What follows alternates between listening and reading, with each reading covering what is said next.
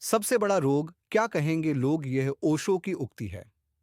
यह उक्ति लोगों के मन की बाधाओं और सामाजिक मानदंडों के प्रति चिंता के बारे में बताती है। आमतौर पर जब कोई व्यक्ति अपने विचारों और कामों को दूसरों की राय और भावनाओं के आधार पर तय करता है, तब यह उक्ति उठती है। इस उक्ति से जुड़ी कुछ और बातें। ज्यादातर लोगों को यह महसूस होता है कि कोई काम शुरू करने से पहले मन में यह विचार आ जाता है कि लोग क्या कहेंगे।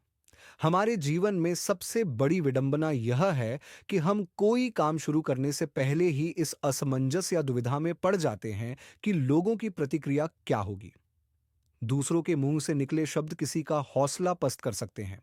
इसलिए हमेशा दूसरों के बजाय खुद के सोच को प्राथमिकता दें। जो लोग लोगों के कहने या बहकावे में आ जाते हैं, वे लक्ष्य से भटक जाते हैं। जिंदगी में आप जो भी करना चाहते हैं, वह जरूर करो। ये मत सोचो कि लोग क्या कहेंगे। राष्ट्रपिता महात्मा गांधी ने काम के संबंध में कहा है कि जब काम बहुत है और समय बहुत कम है, तो मनुष्य क्या करे? धैर्य रखे, ज्यादा उपकारी काम को पूरा करे। दूसरे रोज जिंदा रह गया तो जो रह गया उसे पूरा करेगा।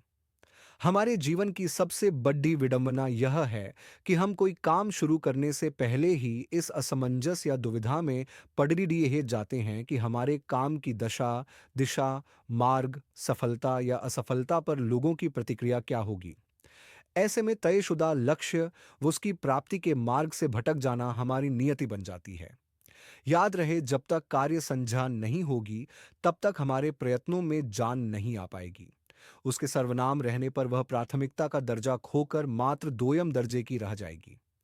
ईश्वर ने आपको एक पूरी स्वतंत्र इकाई के रूप में धरती पर भेजा है, संपूर्ण कौशल, व्यक्तित्व, शरीर व बुद्धि के साथ। इसलिए आपको अपने लक्ष्य व मार्ग दोनों स्वयं ही तय करने हैं अपने विवेक से। एक समय की बात है, मेढकों का एक झुंड जंगल घूमने निकला। सैर करते करते दो मेढक एक गहरे गड्ढे में गिर गए। बाहर खड़े उनके दोस्तों ने गड्ढे में झांका। उन्हें लगा कि कितनी भी कोशिश क्यों न की जाए, उनका बाहर निकल पाना नामुमकिन है।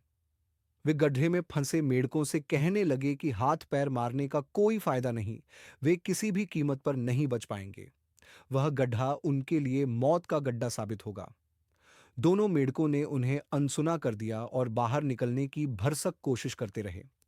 बाहर से झांकते मेंढक उनके न बच पाने की बात दोहराए जा रहे थे। आखिरकार एक मेंढक निराश हो गया। उसने बाहर निकल पाने की आस छोड़ डाच दी और वहीं मर गया। दूसरा मेढक अब भी बाहर निकलने की कोशिश में बराबर जूझता रहा।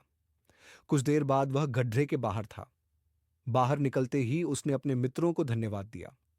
मेंढक कुछ समझ नहीं पाए, यह बाहर कैसे निकल गया। उसने उन्हें बताया कि वह बहरा है और जब वह